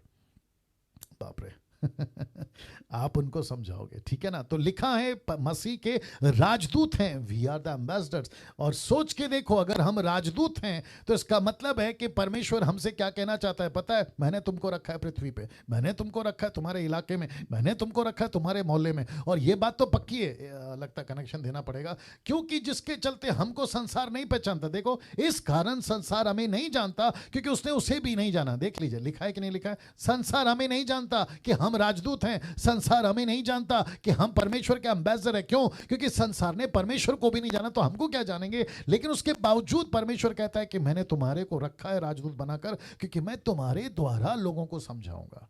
सब ठीक है? मैं तुम्हारे द्वारा लोगों को समझाऊंगा। क्या गजब का चीज है, क्या गजब का परमेश्वर है। और एक कनेक्शन आ गया। देखो जब हम राजदूत है ना, बोलूं कि नहीं बोलूं? बोलता हूं, ठीक है, बोल देता हूं। देखो अगर हम राजदूत है ना, तो राजदूत का पैसा, राजदूत का कपड़ा, राजदूत का खाना, राजदूत का हर चीज, हेल्थ, ये कौन प्रोवाइड करेगा? इसको कौन देगा? ऊपर बैठा परमेश्वर। क्यों? क्योंकि हम उसके राजदूत हैं, हम उसके वर्कर है ना। तो एक वर्कर का वेतन होता है कि नहीं होता है? तो परमेश्वर कहता है कि डैनियल, अगर तू मेरा काम करेगा तो मैं तेरा काम क्यों नहीं करूंगा? अगर तू मेरा घर बनाएगा तो मैं तेरा घर क्यों नहीं बनाऊंगा? अगर तू मेरे लिए काम करेगा तो मैं तेरे लिए काम क्यों नहीं करूंगा? इसको कहते हैं एक हाथ दे दूसरा हाथ ले। या आई बात समझ में? इसलिए कभी भी किसी भी वजह से पैसे को लेकर, हेल्थ को लेकर, नौकरी को लेकर, बिजनेस को लेकर, आपका घर को लेकर कभी कभी चिंता नहीं करना है, नहीं करना है। कैसे बताऊं? और एक एग्जांपल आ रहा है, चलो ठीक है बता देता हूँ। बस लेते जाओ, है ना, जितना हो सकते लेते जाओ। देखो एक व्यक्ति था जो अपनी फैमिली के साथ जहाज में गया था। आपने शायद सुना है कि नहीं सुना मालूम नहीं, लेकिन अभी याद आ रहा। वो व्यक्ति अपने घर से पूरा खाना वगैरह बनाकर पैकेट में बनाकर लेकर गया, लेकिन खाना वक्त से पहले ख़त्म हो गया। टिकट बाकायदा खरीदी थी। उसके बच्चे को भूख लगी। बाप ने कहा कि अभी बच्चे की भूख मिटाना है, तो पड़ोस में जहाँ शिप था, जहाज था, वहाँ पे खाना बन रहा था। चोरी कर कर उसने अपने बच्चे को दे दिया। लेकिन उसके कैप्टन ने उसको पकड़ लिया और उसको पूछा कि भाई तुम चोरी क्यों कर रहे हो? कहते कि सर ऐसा है कि मैं घर से खाना लाया था, वो ख़त्म हो गया, अभी सफ़र 2 दिन का और बाकी है, मेरे बच्चों को भूख लगी है, इसके लिए मैंने चोरी की। कैप्टन ने पूछा कि आपने टिकट खरीदा? बोला यस खरीदा। बोला फिर जब आपने टिकट खरीदा है तो फिर आपने चोरी क्यों की? बोला क्यों? कहते हैं कि जब टिकट खरीदा था तो आपने जो टिकट की कीमत चुकाई है ना, तो वो जितना दिन का सफ़र है ना जहाज में, वो सबके खाने का भी कीमत आपने चुका दिया। तो फिर आप चोरी क्यों करें? नंबर 1। दूसरा, घर से क्यों खाना बना के लाए जब यहाँ पे आपके लिए मुफ्त में खाना है? आप समझ गए? वैसे ही इसको कहते हैं उद्धार का टिकट। जब आपने उद्धार का टिकट ले लिया है तो आप अपना जीवन कैसे जिए? खाना बना के ला रहे हो, सुक्का सुक्का खा रहे हो, जबकि प्रभु ऊपर से दे रहा है आपके लिए। सो ये सारी चीज़ें मैं क्यों कह रहा हूँ? टेम्परेचर एसी बढ़ा दो। मैं इसलिए कह रहा हूं क्योंकि आप राजदूत हैं, तो राजदूत की रक्षा परमेश्वर करेगा। 7वीं प्राप्ति, 7th बेनिफिट, आइए देखते क्या। और ये बहुत मजेदार है, मेरे को बहुत अच्छा लगा। ये क्या है पहले देख लो। लिखा है ऑल एरिया एक्सेस। अरे बाप रे, रख रहा हूं इसको इंग्लिश में मैंने रखा है, मेरे को हिंदी शब्द नहीं मिला। लिखा है ऑल एरिया एक्सेस। मैं आपको सिर्फ समझा देता हूं। या जितने लोग जुड़ रहे हैं, मैं रिक्वेस्ट करता हूं कि आप लोग अपनी अपनी वीडियोस ऑन रखें। जिनको कहा गया है ना वीडियो ऑफ करने के लिए, वही ऑफ रखें, लेकिन बाकी सब अपने अपने वीडियोस को ऑन रखें, ठीक है ना। एस्तर जी भी देख रही हैं, काफ़ी लोग देख रहे हैं। या थैंक यू। ओके, 7वीं प्राप्ति, 7th बेनिफिट, लिखा है ऑल एरिया एक्सेस। इसका मतलब है कि आप रहते पृथ्वी पे हो, लेकिन आपकी पहुंच स्वर्ग तक है। देख लो देख लो देख लो देख लो देख लो लिखा है मैं तुमसे सच कहता हूं, यीशु ने कहा। किससे बात हो रही है? चेलों से। वो कहता है मैं तुमसे सच कहता हूं, जो कुछ तुम पृथ्वी पर बांधोगे वह स्वर्ग में बंधेगा। मैंने इसलिए इसको येलो में आपके लिए अलग से लिखा हुआ है ताकि आपको समझ आए। आप रहते पृथ्वी पे हो, लेकिन आपकी एक्सेस का हिंदी शब्द क्या होगा? एंट्री, चलो एंट्री बोल देते हैं, या आपका प्रवेश, रहते पृथ्वी पे हो, डायरेक्ट स्वर्ग जा सकते हो। कैसे? प्रार्थना के द्वारा। प्रार्थना के द्वारा रहते पृथ्वी पे हो, आप जो कुछ यहां करोगे उसका सीधा असर स्वर्ग में होगा। इसलिए लिखा है जो कुछ तुम पृथ्वी पर बांधोगे स्वर्ग में बंधेगा, जो कुछ तुम पृथ्वी पर खोलोगे स्वर्ग में खोलेगा। इसलिए यीशु ने क्या कहा पता है? यूहन्ना की किताब उसका 20 का 21 और 22 में उसने कहा जिसके पाप तुम माफ करोगे ना, वो माफ किए जाएंगे। निकालो निकालो, कुछ लोगों को शायद ये बात नहीं पता है। The book of John chapter 20 verse 21। जी जी जी, बाकी सभी लोग जो हैं मजबूती से उसको रिसीव करें। प्रभु का बहुत सारा वचन आप लोगों के बीच में आ रहा है। जी, या यूहन्ना की किताब उसका 20 का 21। सातवीं प्राप्ति, सेवेंथ बेनिफिट है ऑल एरिया एक्सेस। रहते पृथ्वी पर हो लेकिन स्वर्ग तक का आपका एक्सेस है, मतलब आपकी एंट्री है। या यूहन्ना की किताब 20 का 21। या आपके लिए पढ़ देता हूं। देखो, मतलब किसी का माथा खराब हो जाएगा अगर दूध पीता बच्चा है। यीशु ने उनसे कहा मैं तुम्हें शांति मिले, जैसा पिता ने मुझे भेजा है वैसा मैं तुम्हें भेजता हूं। वचन 22। यह कहकर उसने उन पर फूका, उनसे कहा पवित्र आत्मा लो। वचन 23। जिनके पाप तुम क्षमा करो वे उनके लिए क्षमा किए जाएंगे, जिनको तुम रखो वे रखे जाएंगे। Can you believe this? दूध पीता बच्चा नहीं समझ पाएगा। आपको पता है, झगड़ा कर बैठेगा, बोलेगा पाप क्षमा तो यीशु करता है, हम कहां से क्षमा कर बैठेंगे? तो यीशु कहता है कि मेरे बदले में तुमको रखा है ना राजदूत बनाकर। यही तो लॉजिक नहीं समझ में आ रही है। बाप रे। इस पृथ्वी के ऊपर यीशु के बिहाफ में चेले थे, इस पृथ्वी के ऊपर 21st सेंचुरी के यीशु के बिहाफ में आप और मैं। तो प्रभु कहता है कि जाओ लोगों को कहो तुम्हारे पाप माफ हो जाएंगे। मुझे कहना है यीशु के वजह से तुम्हारे पाप माफ हो गए, यीशु के वजह से तुम्हारे को जीवन मिलेगा, इतना कहना है मुझे। यीशु ऊपर उसको एक्सेप्ट कर लेगा। सोचो आप क्या चीज हो। और ये सब मिल रहा है किसकी वजह से? सिर्फ एक शब्द है, उसका नाम क्या है? उद्धार। उद्धार, सैल्वेशन। क्या गजब की चीज है नहीं? और क्या बेनिफिट है? इसको कहते हैं टिकट खरीदा उधार का और ये सारे मुफ्त में आ रहा है। लिखा है ऑल एरिया एक्सेस। आप यहां बैठे बैठे प्रभु के पास में आपका कनेक्शन है, और वो कनेक्शन है प्रार्थना के द्वारा। आइए देखते क्या लिखा है। मत्ती 18 का 19। देखिए 18 का 18 कॉन्टेक्स्ट में 19 आ गया, जो कि कहता है फिर मैं तुमसे कहता हूं यदि तुम में से दो जन पृथ्वी पर किसी बात के लिए जिसे वे मांगे, तो शब्द है प्रार्थना, मांगे मतलब प्रार्थना, एक मन के हो तो वह मेरे पिता की ओर से स्वर्ग में उनके लिए हो जाएगी। तो कैसे? प्रार्थना। मुझे क्या करना है? प्रार्थना। प्रभु मुंबई शहर को बचा, मुंबई शहर पे दया कर, महाराष्ट्र पे दया कर, आपका जो जो एरिया आप लोग ले लीजिएगा। ऐसे करके जब आप प्रार्थना करते हो, याद रखो लिखा है किसी दो ऐसा व्यक्ति जो बिल्कुल आपके माइंड सेटअप का है, ऐसा व्यक्ति जो मिशन माइंड सेटअप का है, ऐसा व्यक्ति जो परमेश्वर को जानता है और परमेश्वर की तरह परमेश्वर की योजना पे चल रहा है। अगर ऐसे लोग इकट्ठे हो जाए, एक कनेक्शन दे देता हूं। देखिए आपको याद होगा ना उत्पत्ति की किताब की स्टडी के टाइम पे, नहीं मूसा की स्टडी के टाइम पे, माफ करें, द मिनिस्ट्री ऑफ मोसेस की स्टडी के टाइम पे मैंने कहा था कि मूसा ने अपने दोनों हाथ उठाए, लेकिन मूसा का प्रार्थना फेल हो रहा था। क्यों? क्योंकि उसका हाथ नीचे आ रहा था। लेकिन उसके दो लोगों ने, एक है हारून और दूसरा है हूर, उसने दोनों ने हाथ उठाया और तब जाकर 3 लोग इकट्ठा हुए। और वचन 20 क्या कहता है? जहां 2 या 3, इसी का 18 का 20 क्या कहता है? जहां 2 या 3 मेरे नाम पर इकट्ठा हो मैं उनके बीच में आऊंगा। तो मूसा का प्रार्थना जब फेल हो गया या सक्सेस नहीं हो रहा था, तो हारून ने कहा कि एक काम करते हैं, हम इसके साथ हो जाते हैं। तो इसको कहते हैं एक मन। एक मन के, एक बात के, एक जुनून के, एक दर्शन के, मसीह मंथन के जितने लोग हैं, अगर ऐसे ही जज्बे के साथ आए तो परमेश्वर प्रार्थना सुनता है। या परमेश्वर प्रार्थना सुनता है। आ रही है ना बात समझ में? तो जितने यूट्यूब पे लोग हैं, आपकी तरफ मैं ज़्यादा नहीं देख रहा हूँ, इसका मतलब ये नहीं है कि मैं आपसे बात नहीं कर रहा हूँ, लेकिन ये जूम मीटिंग है जिसके चलते आप लोगों को ज़्यादा नहीं देख पा रहा हूँ। सो ये बात कंफर्म करती है कि जैसे ही एक मन एक दर्शन के साथ जब हम प्रार्थना करते हैं तो प्रभु हमारी प्रार्थना सुनता है। 8वीं प्राप्ति, 8th बेनिफिट, आइए देखते क्या लिखा है। परमेश्वर के सेवक बनने का प्राप्ति। दूसरे शब्दों में, परमेश्वर जिसका उद्धार करता है उसको सेवक बना देता है। कैसे? आइए देखते हैं। लिखा है पहला पत्र 2:9, पर तुम एक चुना हुआ वंश, राजपदधारी याजकों का समाज, पवित्र लोग और परमेश्वर की नीज प्रजा हो।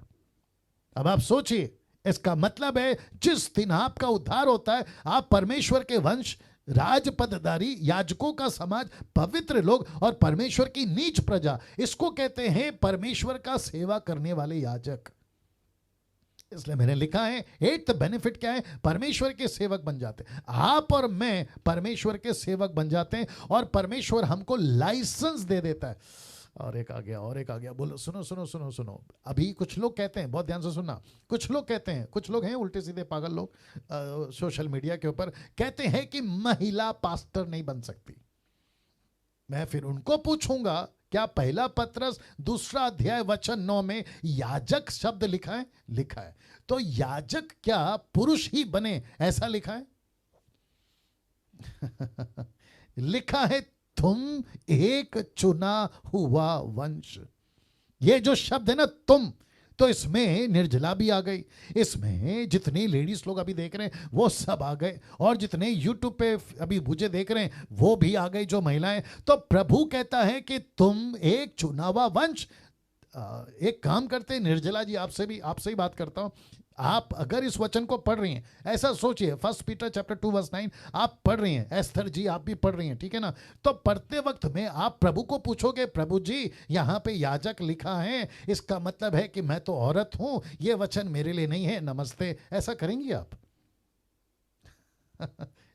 आपको पूछ रहा हूं निर्जला जी, आप नहीं करेंगे ऐसा।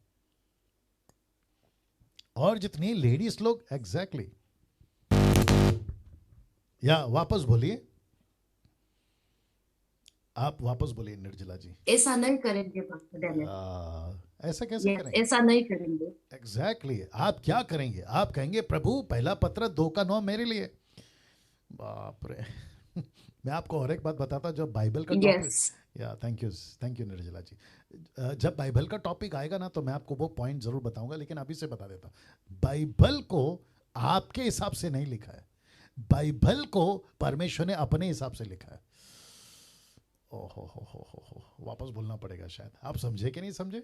बाइबल को, यूट्यूब वालों तुम भी सुनो, इसलिए आप जो कहते हो ना कि मुझे बाइबल में वो नहीं मिल रहा, कहां से मिलेगा? परमेश्वर ने तुम्हारे हिसाब से थोड़ी लिखा है, परमेश्वर ने अपने तरीके से अपनी बाइबल लिखवाई है, आपके हिसाब से नहीं। अभी तो कुछ लोग कहते हैं कि मैं मेडिकल जो होता है ना दवाई, मैं बीमार हो गया तो मैं दवाई नहीं खा सकता। परमेश्वर कहेगा कि बेटा जब ये दुनिया थी ना, जब मैं लोगों को लिखवा रहा था ना, तो वहां के जो दवाइयां थी ना, मैं उसका चर्चा नहीं कर सका, या फिर जो भविष्य में आने वाली है मैं उसका चर्चा नहीं कर सका। बोला क्यों? बोला वो मेरी लिस्ट में नहीं है, मैं क्यों बात करूं? इसको कहते हैं जो गांव को जाना नहीं उसका एड्रेस क्यों पूछना है? ऐसा तो बहुत कुछ नहीं लिखा है। यीशु ब्रश नहीं किए कभी, ब्रश टूथब्रश नहीं किए। अब कुछ लोग बोलेंगे मैं आज के बाद ब्रश नहीं करूंगा। बोला क्यों? क्योंकि यीशु ने कभी ब्रश नहीं किया। बोला वो क्यों? बोला बाइबल में कहां लिखा है? हद हो गई यार। तो फिर इसका मतलब है ये तो बुद्धि आपकी बिगड़ गई है। फिर तो यीशु ने कभी साबुन यूज नहीं किया। साबुन समझते हैं? क्या करूं मैं आप लोगों का। सोच के देखिए, वापस कहता हूं, जब बाइबल का टाइम आएगा ना टॉपिक, मैं तभी बात करूंगा, लेकिन वापस कहता हूं कि बाइबल आपके हिसाब से नहीं लिखी गई है, बाइबल परमेश्वर ने अपने हिसाब से लिखवाई, क्योंकि मैटर परमेश्वर का है, आपका और मेरा नहीं है। तो वापस आ जाता हूं, आप सब परमेश्वर के सेवक हैं, और मैं वापस कहता हूं पुरुष हो या स्त्री हो, डंके की चोट पे बोलता हूं, यूट्यूब वालों तुम भी सुनो, अगर कोई मूर्ख टाइप का आदमी कहता है कि लेडीज पास्टर नहीं बन सकती, उसको नमस्ते करो, वो कलीसिया को छोड़ दो और जाकर अपनी सेविकाएं करो। क्यों? क्योंकि परमेश्वर आपके साथ है। मैं वापस कहता हूं, बहुत मूर्खता देख ली, बहुत बर्दाश्त कर ली, इन लोगों की मूर्खता के चलते बहुत बड़ा कौम। और एक आ गया, बोल देता हूं, बहुत ध्यान से सुनना, अभी जितने जूम पे है ना वो भी सुनिए, और यूट्यूब वालों तुम भी सुनो। देखिए जब इनकी मीटिंग होती है ना, पेंटिकोस्टल, कैरिस्मेटिक, इन सब की, इवन मेनलाइन चर्च की भी बात कर लो, इनमें 90% मेजोरिटी महिलाओं की, लेडीज की। यस और नो? 90% मेजोरिटी लेडीज की। ये जब फोटो निकालते हैं ना, ये जब वीडियो बनाते हैं ना, तो इनके पूरे के पूरे मीटिंग में आपको पूरा का पूरा हॉल खचाखच भरा पड़ेगा, मिलेगा किससे? लेडीज से, महिलाओं से। अच्छा, फिर जब पूरा प्रचार करते हैं महिलाओं को, मुझे पता है मैं टॉपिक पे बाहर हूं, लेकिन वापस आऊंगा, ठीक है ना? पूरा का पूरा प्रचार करते हैं महिलाओं को, कहते हैं पवित्र आत्मा उतर रहा है, किसके ऊपर? महिला। तो जोर जोर से तालियां बजाना, पवित्र आत्मा आपको छू रहा है, किसको? महिलाओं को। फिर जब पूरा मीटिंग हो जाता है, अगर किसी ने पूछ लिया कि पास्टर जी आपने इतना अच्छा प्रचार किया, पवित्र आत्मा भी दे दिया, अब मैं पास्टर बनना चाहती हूं, तो सट करके बोलते हैं ऐसे कैसे तुम पास्टर बन सकती हो, तुम तो लेडीज हो। तो जब लेडीज थे तो हमको इतना ठूसा क्यों? जब पहले ही पता था कि हम लेडीज हैं, तो हमको बीच में रख के प्रचार किया क्यों? हमको तुमने ऐसा, देखिए टेबल पे बच्चे को बिठाया, कहते अभी खाना आ रहा है, अभी खाना आ रहा है, अभी खाना आ रहा है, और जैसे ही खाना आता है कहते तुम नहीं खा सकते। ये तो फिर गलत है ना? तो क्या करो, अगर आपको लगता है ना कि ये पहला पत्र 2:9 लेडीज के लिए नहीं है, तो फिर तुम अपनी मीटिंग में लेडीज को बुलाओ ही मत, कॉन्फ्रेंस में बुलाओ ही मत, आपके बाइबल स्टडी में महिलाओं को बुलाओ मत, उनको सीधा को बच्चे पैदा करो, बच्चे संभालो, घर को संभालो, खाना बनाओ, झाड़ू मारो, चर्च का देखरेख करो, बस यही तुम्हारा काम है। उसके बाद अपने अपने घर चले जाओ, पुरुषों को बिठाओ, पुरुषों को टीचिंग दो, पुरुषों को ही सब कुछ बताओ, महिलाओं को निकाल दो। ये करोगे? नहीं कर सकते, क्योंकि तुम्हारा चर्च पूरा का पूरा खाली हो जाएगा। वाह कैसा लग रहा है दोस्तों? सोचिए कहां फिट हो रहा है इनका लॉजिक। फिर कभी बात करूंगा इसके ऊपर। इसको कहते हैं नवी प्राप्ति, 9th बेनिफिट। बेनिफिट क्या है? बेनिफिट नंबर 9, परमेश्वर के मंदिर बन जाते हैं। जिस दिन आपका उद्धार होता है उसी दिन आप परमेश्वर के मंदिर बन जाते हो। परमेश्वर का मंदिर का मतलब क्या है? मैं पढ़वा देता हूं। पहला कुरिन्थियों 3:16 लिखा है, एसी कम कर लो, लिखा है क्या तुम नहीं जानते कि तुम परमेश्वर का मंदिर हो और परमेश्वर का आत्मा तुम में वास करता है? तो इसमें लेडीज भी आ गई इसमें लेडीज भी तो आ गई ना। तो परमेश्वर कहता है 9th बेनिफिट, जिसका भी उद्धार होता है, वो कहता है कि तुम परमेश्वर का मंदिर हो, परमेश्वर का आत्मा तुम में वास करता है। तुम पृथ्वी पे चलो, शहर में चलो, गांव में चलो, आप किसी भी दुनिया में चलो, जादू टोना के बीच में चलो, जहां पे भयंकर दुष्ट आत्माएं रहती है वहां पे चलो, वो तुम्हारे शरीर को छू तक नहीं सकते। क्यों? क्योंकि तुम्हारे अंदर परमेश्वर का आत्मा है। क्या बात है दोस्तों, सोच के देखिए आप और मैं क्या चीज है। या ताली बजाएं, सभी सभी सभी सभी सभी ताली बजाकर परमेश्वर को धन्यवाद देंगे। या सभी सभी सभी वंडरफुल जीसस। तो हम परमेश्वर के मंदिर हैं और परमेश्वर का आत्मा मुझ में और आप में रहता है इस पृथ्वी पर। क्या करूं, और एक आज्ञा दे देता हूं। एक वक्त था परमेश्वर मंदिरों में, बाप रे बहुत हैवी चीज आ रही है, अगर संभाल सकते तो ले लो, ठीक है ना, मैं देने जा रहा हूं। एक वक्त था परमेश्वर मंदिरों में होकर चलता था, अब ऐसा है कि उसने हमको मंदिर बनाया, अब वो हम में होकर चल रहा है। ओके ओके ओके ओके या अब आए बात समझ में? परमेश्वर कहता है मैं ऐसा युग लाऊंगा जहां मैं उनके अंदर बसूंगा, उनमें चलूंगा, मैं उनका परमेश्वर होऊंगा और वो मेरे लोग होंगे। वो वक्त चला गया। दाऊद है ना, वो एक वक्त था संदूक लेकर घूमता था, वो एक वक्त था मूसा संदूक लेकर घूमता था, वो एक वक्त था यरूशलेम के मंदिर में जाकर परमेश्वर को मिलता था। अब सिस्टम चेंज हो गया। अगर कोई पूछना चाहता है क्यों, तो आप लोग पूछ लीजिए अपने अपने जगह पे क्यों। उसका जवाब है यूं। तो जवाब है कि जब यीशु क्रूस पे मर रहा था ना, ऊपर से लेके नीचे तक मंदिर का पर्दा फट गया। तो बोला क्यों फट गया? क्योंकि जो परमेश्वर अंदर बैठा था ना मंदिर के, वो फाड़कर बाहर निकला। बोला अब कहां जाओगे? बोला अब वो दूसरे मंदिर में जाऊंगा जिसको कहते हैं मनुष्य का शरीर। मनुष्य का शरीर, क्या बात है। और यह प्रकाशन किसको मिल रहा है? पौलुस को। पौलुस को क्यों मिला? क्योंकि पौलुस अन्य जातियों का प्रेरित था, अन्य जातियों का सेवक था, लेकिन पक्का यहूदी था। उसको पूरी की पूरी तोरा, बाइबल की एक एक बात उसको जो है ना परमेश्वर के दास गमलीएल के पास में बिठाकर उसको सिखाई गई थी। और उसने कहा कि अच्छा, इसका मतलब है अगर अभी मंदिर हम हैं तो यरूशलेम में जाने का क्या मतलब? अगर मंदिर हम हैं तो वहां के पवित्र स्थल को, जिसको ये लोग बोल के चलते हैं, उसको पूजने का क्या मतलब? वहां का तेल, वहां का पानी, वहां का रुमाल, वहां का शोफार, वहां का शॉल लेकर आकर कहते देखो पवित्र है, पवित्र है। ऊपर से परमेश्वर सट्ट करके मारेगा। बोला बेटा पागल है तू, परमेश्वर का मंदिर पवित्र तू है। और ये ना बात समझ में। तो मैं वापस कहता हूं कि अपना हाथ लीजिए, खुद को शाबाशी दीजिए। आपका 9th बेनिफिट है कि तुम परमेश्वर का मंदिर हो। और देखो 10वां बेनिफिट, अभी मैं समाप्ति पे भी आ रहा हूं। बेनिफिट नंबर 10 क्या लिखा? देखिए लिखा है हम आत्मिक बन जाते हैं। मैं रख रहा हूं। लिखा है यूहन्ना 3:6, क्योंकि जो शरीर से जन्मा वह शरीर है, जो आत्मा से जन्मा वह आत्मा है। तो इस वक्त में मैं कौन हूं? मैं आत्मिक हूं। आप लोग जो प्रभु के लोग हैं, आप लोग कौन हैं? आप लोग आत्मिक हैं। अभी जितने प्रभु के सेवक हैं वो कौन है? आत्मिक हैं। तो इसका मतलब है हम शरीर में हैं, लेकिन उसके बावजूद एक ऐसा जीवन जी रहे हैं, उसको कहते हैं अलौकिक, उसको कहते हैं सुपर नेचुरल। यूट्यूब वालों आप भी सुनिएगा, हम सब इस पृथ्वी पर हैं, लेकिन हम सब एक सुपर नेचुरल लाइफ जी रहे हैं। हम सब एक सुपर नेचुरल लाइफ जी रहे। क्यों? क्योंकि हमारा उद्धार हो गया है। जिस दिन हमारा उद्धार हुआ उसी दिन हम आत्मिक बन गए। और प्रभु कहता है बेनिफिट नंबर 10 कहता है कि तुम आत्मिक हो। इसका मतलब है कि हम इस पृथ्वी के ऊपर परमेश्वर के वो बच्चे हैं जो उत्पत्ति 1:26 में प्रभु ने बनाया था कि तुम मेरे स्वरूप हो, मेरी समानता हो, मैं जैसा हूं वैसे तुम रहोगे। इसलिए लिखा है, निकालो जल्दी से यूहन्ना की किताब उसका 14:12 रेफरेंस और चैप्टर पहले सुन लिया करो। 14:12 ठीक है ना? यूहन्ना 14:12। जी मुझे एक सेकंड दीजिए। और आशा करता हूं कि आप लोग सब सुन रहे हैं और आपको अच्छा लग रहा है। जी the book of John chapter 14:12। देखिए क्या गजब की चीज है। मेरे साथ में अगर आप लोग देखना चाहें, आई थिंक आप लोग का फोन बिजी है, कोई बात नहीं। लिखा है मैं तुमसे सच सच कहता हूं। किसने कहा? यीशु ने। कहता है मैं तुमसे सच सच कहता हूं कि जो मुझ पर विश्वास रखता है ये काम जो मैं करता हूं वह भी करेगा। क्यों? वो इसलिए करेगा क्योंकि हम आत्मिक हैं। पतरस ने कहा उस लंगड़े से, प्रेरितों की किताब 3 अध्याय, उठ और चल। एग्जैक्टली उठा और चला। पतरस के परछाई से चंगा हो गया लोग। क्यों? क्योंकि वो आत्मिक है, आत्मा है। लिखा है ना जो आत्मा से जन्मा वो आत्मा है। पौलुस के रुमाल से लोग चंगे होते थे। क्यों? क्योंकि परमेश्वर ने उसको वैसा रखा था। वैसे ही अभी भी हो सकता है अगर हम परमेश्वर के मर्जी पे चले तो।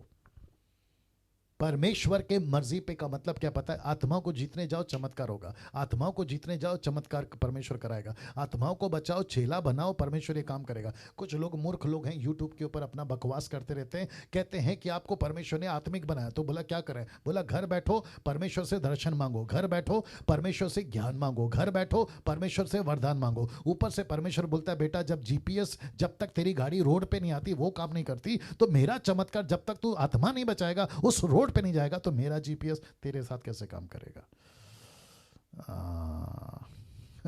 मैं फिर कहता हूं कि चमत्कार व्यक्तिगत पर्सनल यूज के लिए नहीं दिया गया। This is given for the body of the sake of body of Christ. मसीह की देह के लिए दिया गया। That's it. आपको और मुझे क्यों चाहिए चमत्कार जबकि मैं खुद ही एक चमत्कार हूं?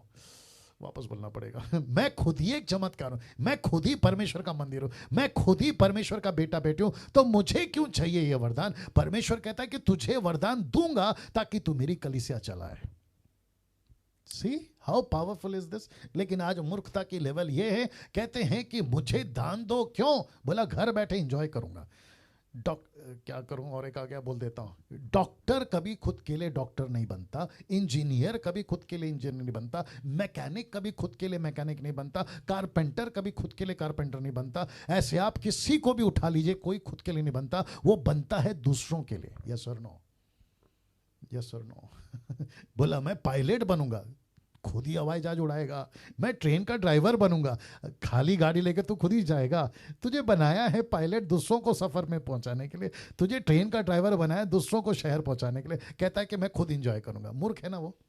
11वीं प्राप्ति, द बेनिफिट नंबर 11। आइए देखते क्या, फिर एक लास्ट होगा। लिखा है हम परमेश्वर की कलीसिया बन जाते हैं। We become a body of Christ, जिसको कहते हैं कलीसिया। हम कलीसिया बन जाते हैं। मत्ती 16:18, और मैं भी तुझसे कहता हूं कि तू पतरस है और इस पत्थर पर अपनी कलीसिया बनाऊंगा और अधोलोक के फाटक उस पर, ये देखो येलो से ब्रैकेट किया है या उसको हाईलाइट किया है, उस पर, किस पर? कलीसिया पर। तो पतरस पर नहीं, पतरस, जीसस क्राइस्ट, पतरस जब तक पतरस है उसका कुछ नहीं होगा, लेकिन पतरस जिस दिन कलीसिया बन जाएगा सब कुछ हो जाएगा। ओहो हो, वापस आऊं या समझ में आ गया आपको? जब तक डैनियल है ना, कुछ नहीं होगा, लेकिन जिस दिन डैनियल कलीसिया बन जाएगा सब कुछ हो जाएगा। और एक बोलना पड़ेगा, लूसीफर को डैनियल से डर नहीं है, लूसीफर को डैनियल जो कलीसिया बन गया ना उससे डर है। लूसीफर को निर्जला से डर नहीं है, लूसीफर जब निर्जला चर्च बन जाती है ना तब उसको डर है। इसलिए तो लिखा है ना, अधोलोक के फाटक उस पर प्रबल नहीं हो। किस पर? चर्च पर, कलीसिया पर। I hope you got the point. सोच के देखिए क्या गजब की चीजें परमेश्वर बता रहा है, क्या गजब की चीजें परमेश्वर बता रहा है। या काफी लोग बैठ के देख रहे हैं, या काफी लोग बैठ के देख रहे हैं। कुछ लोग ऐसे बैठे हैं, मेरे को दिख रहा है लैपटॉप में, ऐसा लग रहा है कि ये आदमी कब खत्म करेगा। ऐसे भी कुछ लोग बैठे हुए हैं। कोई बॉडी मूवमेंट नहीं, किसी प्रकार का कोई हलचल नहीं, और उनकी शक्लें ऐसी हैं कि ऐसा लगता है कि इनको ज़बरदस्ती ला के बिठाया गया। सर ऐसा मत करो, या मैं नाम ले सकता हूँ लेकिन किसी का नहीं ले रहा हूँ। चलिए वापस आते हैं। बेनिफिट नंबर 11, आप उद्धार पाते ही आप यीशु की कलीसिया बन जाते हैं। अच्छा, अभी कलीसिया कौन कौन है? पुरुष भी और स्त्री भी, दोनों की दोनों कलीसिया, ठीक है ना। ये रहा एक और वचन लिखा है इब्रानियों किताब उसका 12 का, माफ करें, या 12 का 22 से 24 तक, पर तुम सिय्योन के पहाड़ के पास, फिर कहता है जीविते परमेश्वर के नगर स्वर्गीय यरूशलेम के पास, लाखों स्वर्गदूतों और उन पहलोटों की साधारण सभा और कलीसिया, ये देखो कलीसिया आ गया, लिखा है कलीसिया जिनके नाम स्वर्ग पर लिखे हुए हैं या स्वर्ग में लिखे हुए हैं, सबके न्यायी परमेश्वर के पास सिद्ध किए हुए धर्मियों की आत्माओं और नई वाचा के मध्यस्थ यीशु और छिड़कावे के उस लहू के पास आए हो। तो इसका मतलब है 28 साल पहले मैं किसके पास आया? कलीसिया के पास। मैं क्या बन गया? कलीसिया। परमेश्वर किसके पास आया? कलीसिया। तो इसका मतलब है इस पृथ्वी के ऊपर मैं कौन हूं? कलीसिया। किसकी? यीशु की। किसकी? यीशु की। यीशु ने अपना सर कहां रखा है? मेरे ऊपर। मैं क्या हूं? उसका शरीर। सी, आप सोच रहे हो, आप समझ में आ रहा है क्या गजब की बातें प्रभु बता रहा है? आप कौन है? शरीर। यीशु कौन है? आपका सर। तो इसका मतलब है ये सर, ये बाकी का शरीर। तो परमेश्वर कहता है कि तू डैनियल, तू नहीं है, तू मेरा चर्च है। और एक चीज बताने की इच्छा हो रही है, क्या करूं? बता दूं? बता देता हूं, ध्यान से सुनेगा। मुझे 28 साल हो गए अभी तक मिनिस्ट्री में, और जब से पैदा हुआ हूँ तब से लेकर अभी तक मेरी कुछ अभी उम्र चल रही है 48 प्लस हूँ मैं अभी, ठीक है ना। दिखता नहीं हूँ वो बात अलग है, लेकिन मैं 48 में चल रहा हूँ, ठीक है ना। इस 28 साल के मिनिस्ट्री में आप मेरे जितने भी करीबी लोग हैं ना, जो मुझे जानते 10 साल 15 साल 20 साल से, उनमें से किसी को भी फ़ोन करके पूछे कि क्या डैनियल राज कभी हॉस्पिटल में एडमिट हुआ था, या तो आपको जवाब मिलेगा नहीं। मेरी ऐसी कोई फोटो फेसबुक के, यूट्यूब पे आपको कभी नहीं मिलेगी कि मैं हॉस्पिटल में लेटा हूं, मेरे दोनों हाथ पैर वैसे ऊपर टेढ़े हो गए हैं और ऊपर से सलाइन की बोतल मेरे ऊपर चढ़ाई है। ना ना ना ना ना, मैं जुकाम आया है, हेल्थ इश्यूज हुए हैं, मैं घर पर रहा हूं, लेकिन हॉस्पिटल में कभी एडमिट नहीं हुआ। अब आप लोग सोच रहे होंगे पास्टर डैनियल आप ये बात क्यों कर रहे हैं? मैं आपको बताता हूं। देखो मसीह जीवन, क्या करूं क्या करूं क्या करूं, अभी बताऊं क्योंकि वो नेक्स्ट पॉइंट है मेरा आगे के लिए। चलो अभी बता देता हूं। 4 प्रकार के क्रिश्चियंस हैं। कितने? 4 प्रकार के। आपको कल बोला था ना कि रास्ते वाला यीशु, रास्ते वाले क्रिश्चियन नहीं चाहिए यीशु को। तो आपको पता है मैंने 4 प्रकार का क्यों कहा? एक कौन सा रास्ता है, या माफ करें, एक कौन सा क्रिश्चियन है जो किनारे पे बीज बोया गया, ये किनारे वाले जिसको कहते हैं ना पत्थर वाले, पत्थर दिल वाले, माफ करें, पत्थर वाले, पत्थर पे बीज गिरा था ना प्रेरित मत्ती का 13 अध्याय में। दूसरा कौन सा है? आपका किनारे पे पाँव से रौंदे जाते और खत्म हो जाते जल्दी से। तीसरा कौन सा है? झाड़ी वाले। चौथा कौन सा है? अच्छी जमीन वाले। क्रिश्चियन सब है आज की तारीख में, पत्थर वाले, किनारे वाले, झाड़ी वाले और अच्छे वाले सब है क्रिश्चियन। इन सब का बपतिस्मा होता है, इन सब के हाथ में बाइबल मिलेगी, इन सबको आप चर्च में देखोगे, इन सबको आप लोग बोलोगे अरे वाह क्या क्रिश्चियन है। नहीं, ऊपर से परमेश्वर बोलता है अरे इसको, ये तो पत्थर वाला, अरे ये तो किनारे वाला, अरे ये तो झाड़ी वाला, अरे ये तो अच्छा जमीन वाला। मैं उस कॉन्सेप्ट में बात कर रहा हूं। अगर आप परमेश्वर के तरीके पे चलोगे, परमेश्वर आपके बॉडी को संभालेगा, मैं ये बता रहा हूं। हाँ, आप बीमार होते हैं, मुझे पता है कई तरीके की वजह होती है, आपने खुद का ख्याल नहीं रखा, बीमार होते हैं, आपको हेल्थ इश्यूज है, आपको डॉक्टर के पास जाना चाहिए, आपको तकलीफ है तो एडमिट होना चाहिए, मैं उसके खिलाफ नहीं हूं।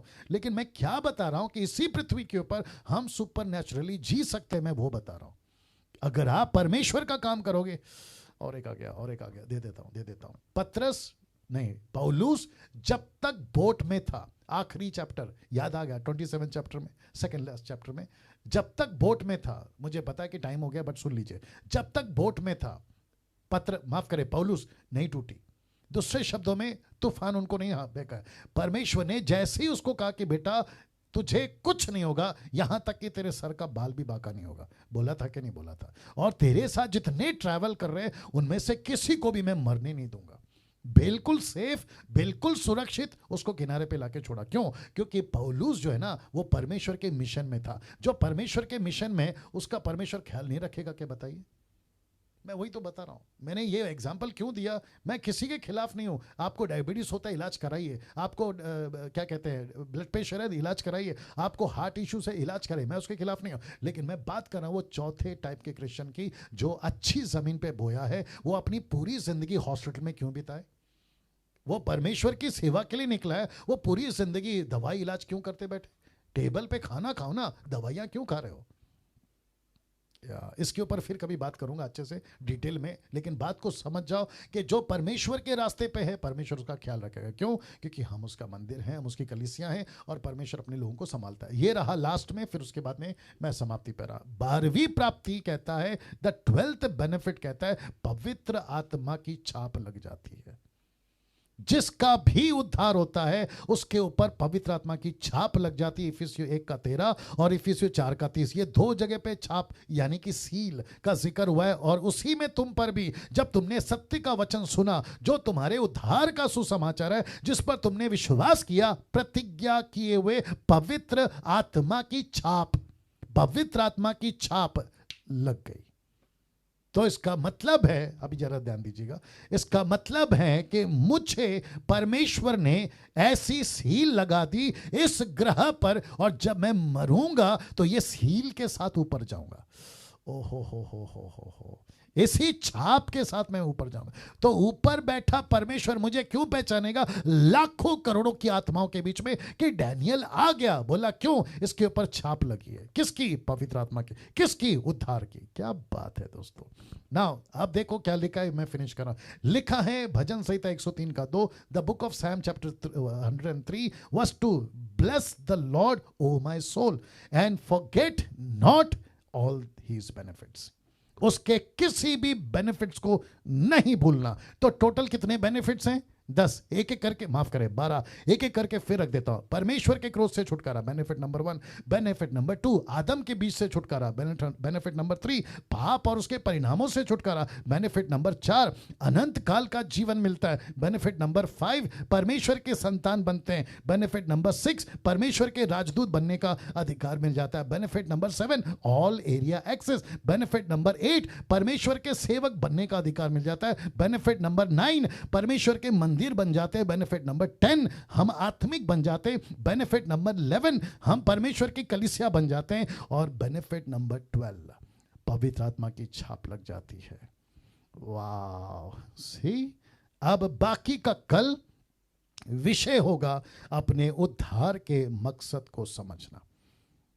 ये कल बताऊंगा। ओके, एक प्रार्थना करेंगे और फिर उसके बाद में जो है हम आगे बढ़ेंगे, यानी कि फिनिश करेंगे, ठीक है ना? ओके, तो बाकी सभी लोग सुन चुके हैं। आपको पीडीएफ फाइल मिल जाएगी, और याद रखिए कि कल ठीक 7:30 बजे हम फिर जो हैं परमेश्वर की महिमा के लिए मिलने वाले हैं, ठीक है ना? आइए प्रार्थना करते हैं। सृष्टिकर्ता पिता आपके महान हाथों में आते हैं प्रभु जी, और प्रार्थना करते हैं कि ये जो 12 बेनिफिट्स हैं प्रभु सैल्वेशन के, इसको समझने के लिए आप हमें सहायता किए, लोगों को समझने के लिए सहायता किए, और बाकी जितने यूट्यूब पे देख रहे हैं उनको भी सहायता करिए प्रभु जी, ताकि परमेश्वर हम उद्धार के विषय को लेकर पूरी तरह से मजबूत हो जाए। आदर महिमा आपको देते हैं, ये प्रार्थना यीशु के नाम से मांगते हैं, सुने और कबूल करें, आमीन। ओके, तो या उसको बंद करिए यूट्यूब को।